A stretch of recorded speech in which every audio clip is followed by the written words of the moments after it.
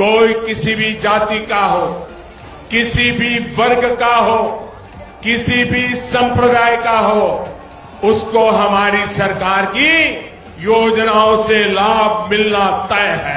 मित्रांनो, तर हा व्हिडिओ 4 सप्टेंबरच्या आधी तुमच्याजवळ पोहोचला असेल तर तुम्हाला 15,000 पर्यंत शिष्यवृत्ती मिळू शकते. संपूर्ण माहिती देणार आहे, त्यामुळे व्हिडिओ शेवटपर्यंत नक्की बघा.